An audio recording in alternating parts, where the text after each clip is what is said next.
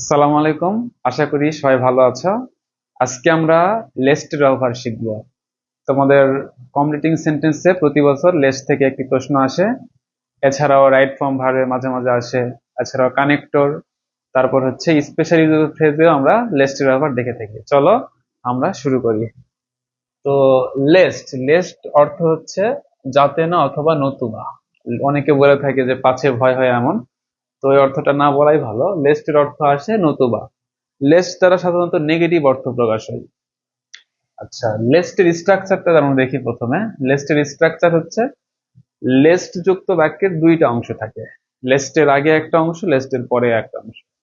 তো লেস্টের পূর্বে একটা তোমার ক্লজ থাকবে। ক্লজ মানে হচ্ছে বাক্যাংশ। এই ক্লজটা যে কোনো টেন্সের হইতে পারে। তোমার হচ্ছে প্রেজেন্ট টেন্সে হইতে পারে, পাস্ট টেন্সেও হইতে পারে, সমস্যা নেই, যে কোনো টেন্সে হইতে পারে। এবং মেন গুরুত্বপূর্ণ হচ্ছে লেস্টের পরের অংশ। লেস্টের পরে একটা তোমার হচ্ছে সাবজেক্ট থাকবে।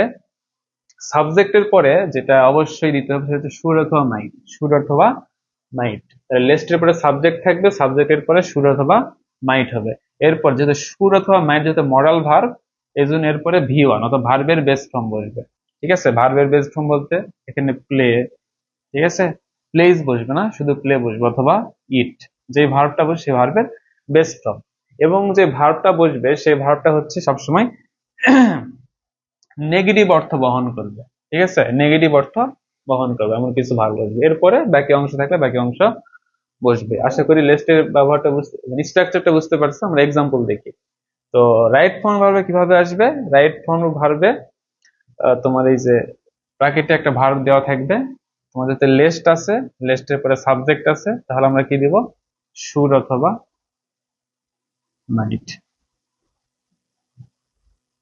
আচ্ছা, অনেকে মনে করে থাকে যে লেস্টের পূর্বে সবসময় ইম্পারেটিভ সেন্টেন্স বসে, এমনটা না। লেস্টের পূর্বে অ্যাসার্টিভ সেন্টেন্সও বসতে পারে।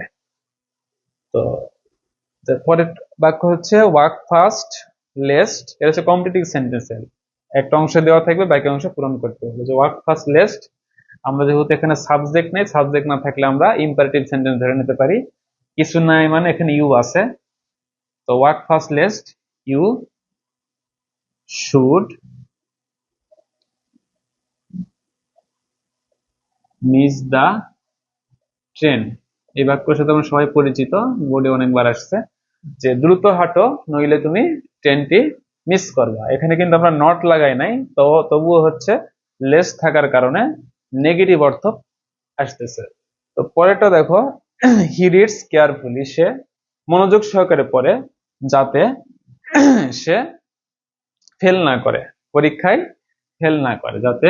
এখানে যদি সাবজেক্ট হি আছে, আমরা সাবজেক্ট হিসেবে হি দিব, তাহলে হি শুড অথবা মাইট দিতে পারি। আমি মাইট দিলাম। He might fail in the exam. Fail in the exam. আচ্ছা, এই দেখো কমপ্লিটিং সেন্টেন্স গেল। এরপরে লাস্টে দেখো তোমার দুইটা অংশ আছে, মাঝখানে একটা গ্যাপ আছে। তো দেখো পরবর্তী অংশে সাবজেক্ট আছে, তারপর শুড আছে, তারপর ভার্বের বেস ফর্ম আছে। ওয়ার্ক ওয়েল, গ্যাপ, তারপর ইউ শুড মিস্টেক। মানে ভালো মতো কাজ করো, না হলে তুমি ভুল করবা। তো গ্যাপ আছে, এটা কানেক্টরও থাকতে পারে, আবার তোমার স্পেশাল ইউজেস অফ ফ্রেজও থাকতে পারে। তো যেহেতু ফাঁকা আছে, স্ট্রাকচার লেস্টের সাথে মিলে যায়, তো আমরা এখানে লেস্ট দিতে পারবো। ঠিক আছে, আশা করি তোমরা আজকের ক্লাসটি বুঝতে পারছো। আজকের ক্লাসটি ভালো করে পড়লে তোমরা লিস্টের ব্যবহার সম্পর্কে আর কোনো তোমাদের সংশয় থাকবে না। তো ধন্যবাদ।